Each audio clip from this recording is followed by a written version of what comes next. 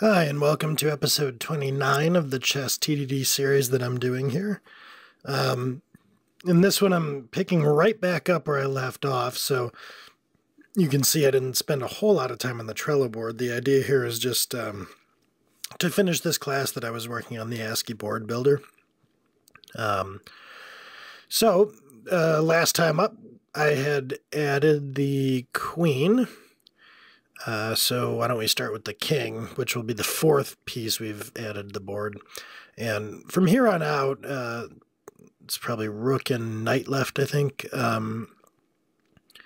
It's really just a question of fleshing out this case statement that acts as kind of a factory here, creating the appropriate polymorphic piece from the code that's passed in. So I will get started here with something that's relatively easy, and I'm going to say let's add a black king to the board, and I'm going to say let's generate the board, or I'm sorry, let's get the piece from the generated board. And now, so there's an error here even before I'm able to make the assert, and the problem is that I'm returning null, which creates a problem. I didn't, let's see, figure that out at first. So I said, all right, let's just get this passing somehow. And now we're green again. And so I can keep going and write the assert statement, which will go red, and then I can make it green once again. One thing to note here, and you'll see me do it as I update subsequent pieces, is that you can, at least I do this, instead of getting that particular about it, I'll sometimes just write the test, even though it goes red, I'll write another line or two real quick that just, makes the whole test red and then make it pass. I'm about to do a refactoring here, but just to kind of finish up this point, I personally think that's okay. You have to use your judgment.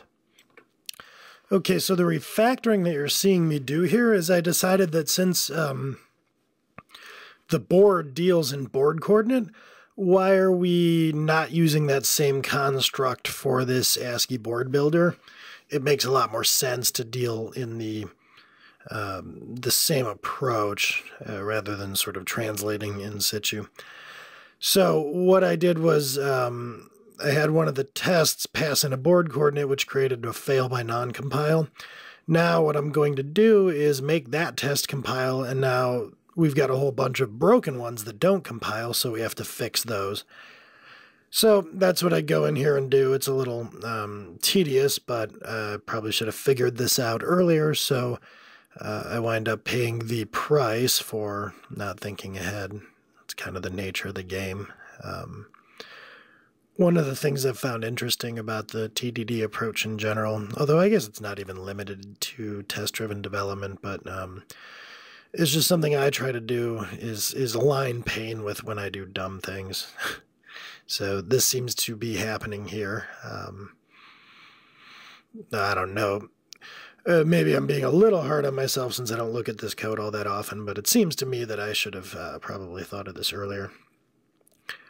But so what I'm going to do here is not consider myself done. So now, having this board coordinate .4 underscores some duplication that I'm doing here. So now that I've made this a first class type using board coordinate, I'm using the same board coordinate twice. So I can pull out and not have two of these things. I'll just have the one, and that eliminates some repetition in the code, which is always a good thing.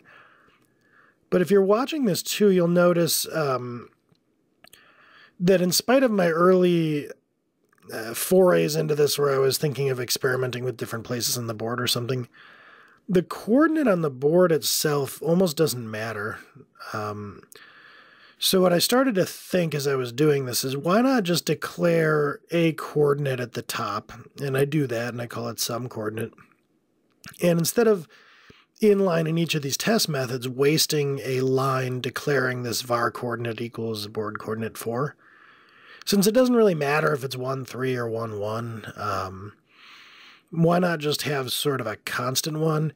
If later I need to refer to a specific coordinate, then fine, I can declare that one in situ. But for all of these, it doesn't matter. It's irrelevant which one I happen to pick, unless I were to write some test cases around what happens when you try to add a piece that isn't actually part of the board that's being generated.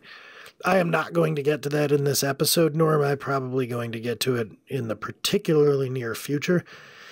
Since this class is of marginal value in the production code anyway, it's a way I conceived of something I was mainly writing just for tests, but this could theoretically be used by production clients. Maybe someone comes along and wants to use this API that I'm creating to, I don't know, implement an ASCII chess game, then there would be some value here. So I don't think I'm doing the wrong thing by making this a production class, but at the same time, it's not really particularly critical for what I'm actually doing, which is trying to figure out what moves are available to a chess piece on a board. So another win of this approach, where I'm using this default coordinate, is that I can make the test names simpler. That might sound like a really unimportant victory. For me, everything that drives its simplicity, everything that gets names shorter is very important. In the coaching work that I do especially, one of the biggest things that starts to mount and add up is poorly chosen names, or not really thought through names, that just kind of echoes throughout your code base. And if you do it over and over again for all kinds of different things, before you know it, you have a pretty surprising amount of added complexity that creates real problems. It takes people longer to get up to speed in the code base. It creates situations where people are talking about two slightly different concepts, but they're using the same term. So I am a huge stickler for good naming and for brevity and as much clarity as possible. So excuse me, it may seem nitpicky when I do things like this, but I actually consider them to be quite important. And I would advocate that you spend time in your code trying to come up with the best possible names. I mean, maybe you don't want to sink a day into naming a variable or something, but don't just pass it off as unimportant either. So now it's time to move on, and this is going to be a series of pretty vanilla, uninteresting tests that I'm going to write here. The string sort of plays itself out here, as you can imagine. So we don't have rook yet, so I'm just kind of alternating with the colors here. I'll say let's put a white rook on the board, and what I really want to verify here is just that there is a rook on the board. I'm no longer testing for color at this point, since that seems to be pretty well implemented. And that's what I was talking about earlier. So I wrote out the rest of the test there, which I know I can make pass by adding the rook case, and you'll see that it does. Theoretically, this is perhaps not the right thing to do, but I think from a pragmatic standpoint, it makes sense. I could probably conceive of a way so I can do what I did before, which is that exercise where when that first line fails, I go and at first return a new pawn. But that would technically, be the strictest discipline. But it also seems pretty stupid. And I encourage you not to do things that are stupid. Practice the discipline to the letter by all means, especially if you're getting the skills down. So when you're new to this, you might want to actually practice to that level of discipline. For me, I'll fudge a little here and there with stuff like that I just don't see as adding any value. Going and adding a line of code to return a new pawn that I know I'm just going to delete in 5 seconds anyway, I don't consider to be a great use of my time. But I've never really been a purist. I'm a pragmatist. So let's round this out and return a knight. I had mentioned briefly earlier, I think this is the convention. I should probably go look it up at some point, but so there's K and then KN. It's too bad that there are two pieces whose names begin with K. Now I'm going to do some refactoring. I am not in love with with some of what's going on here, especially that if piece equals P, that's way too specific. So I'm gonna try refactoring here. Determine is first player. I'm trying to remember what I did. It was I wanted to see if I could preserve green by checking the first character and making sure that it's either W or black. So what I was trying to do here is, if I do this, if I throw an exception for the first character not being either W or B, I thought this would take care of my if piece equals P, which it might. But when I got in here, I saw that that line was never being hit, so I decided to back out. Now, it might have worked out had I deleted that if piece equals P, but you have to be careful when you're doing a refactoring, whether you're doing a refactoring or changing behavior. And I started to worry that if I was shuffling the throwing that exception around too much and kind of freewheeling there, that I might actually be changing the functionality, and that's why I backed out. Make sure in your refactorings that you're not changing functionality, or it's not a refactoring. So as I backed out all these changes, and now what I'm going to do is get more deliberate about it. So I'm going to add a piece code that is DD, and that should throw an exception. Now, this is going to give me the pretext that I need to go and put this code in place that I started to put in before as part of a refactoring. But I'm more comfortable now with this, that my hypothesis is that when I introduce this conditional and throw an exception, not only am I going to hit this line of code where I'm throwing, but it'll make the test green. And there it does.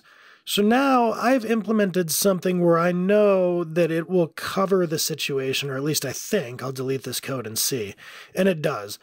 So there I've implemented something that's a superset of that specific condition that I had before. And then I feel more comfortable coming at it from that direction, rather than kind of doing that as part of a refactoring. It seemed to be getting a little bit too close to adding new functionality and just trusting that because none of the existing tests were going to go red, that I could get away with it. You will have situations where it's possible to add to change the inputs and outputs, and you can call it a refactoring because all of your tests stay green, but you know, you're actually like changing the way the system behaves. And just because you haven't covered every possible situation with tests and they don't go red doesn't mean that you're not altering the production inputs and outputs. So be careful of that. What I did there was, rather than passing in the entire string and continuously looking for the first character of it, now that there's more things in determine is first player that refer to that character, I just pass in the character. That's actually, that's if you're familiar with the law of Demeter, that's kind of a more subtle situation with that. Usually you're thinking of counting dots. So I don't want to pass in car if all I do is look at car.engine. But if you think about it, the same thing applies to a string if all you want to do is look at one character of that string. It's a law of Demeter violation in a way to pass in the whole string because you don't care about it. You just care about one of the things that's that comprises it. So I did a few other refactorings there too now. In add piece, I'm going for readability. So I pulled out some local variables to make this pretty readable by my way of thinking of it, where I'm saying, okay, I'm going to, from this piece thing, I'm going to get the first character, and that's the player code, and then the rest of it is the piece code. I'm going to figure out if it's first player or not, and then I'm going to build a piece using the piece code and add that piece to the board. So I like the way this is shaping up. Now I'm going to get to some of the, you know, bad input, non-happy path cases. What if we pass in a null string? Well, if I pass in a null string, I want it to throw a null argument exception. I forgot to do that in the throws. I did argument instead of argument null. And I'll correct my mistake here shortly. So I definitely want to let the caller of the method know, hey, you shouldn't be passing in null for the piece. That's not okay. Because in the usage that I envision of this, rather than going through the collection brainlessly and just adding everything, saying if it's a null piece, we'll add it to the board as not a piece. I don't really like the way that feels. Especially because if adding null is okay, then should I also infer that the client wants something if they're passing in the empty string? Should I then go ahead and say, well, oh, okay, null is absent, but empty is another form of absence. I want to get specific here. If you want to add pieces to the board through the ASCII builder, add real pieces. I think it's safe to assume that anything you're not adding is not going to be a piece. So anyway, that's what I'm doing. I'm adding a couple of conditions here. And that's a thing with the test-driven development approach, too, is you start to get more deliberate in general about the kinds of interactions that you have with client calls because you are your own first client. So now I want to say, let's verify. I think it should be the case, but let's go back, and after the dust is settled on all this and I change the exception conditions, I want to make sure that if I just pass in P or Q without a color, I should be getting an exception, an argument exception. We should know that that's not okay. In this case, I passed in, something that's just completely invalid, and I see, oh, okay, it's already throwing an argument exception. That's perfect. It's throwing that exception, I believe, in this case, because the 1 is not equal to W and 1 is not equal to B. So the last thing I'm going to do here is I'm going to pull out a method because add piece was getting a little confusing again for my taste. And now I have the method I like, and I'm just adding something in here about verifying the arguments, so I don't think that detracts from readability. I'm going to rename this argument, and now I'm going to consider myself done here, and I'd say I'm going to wrap up, since last episode is a little bit long, I'm going to wrap up this one a little early. So all I'm going to do is put this production class into the actual production code base. I'm considering this first pass of it done. Perhaps we'll come in and touch it again later, but I think this is good enough so that next time I can get back to doing the actual spec flow features, and we can start getting towards Darren's kind of ASCII graphic of the chess game, because we'll be able to build a table pretty easily now and write code in the acceptance test project to iterate over that table and build a chessboard using the ASCII board builder. That'll be perfect. So I'm going to consider this done, move it over, and then I'm going to check the board on the left, and I like the way the cards are stacked up, and now I'm going to commit this and then sync it up with the master.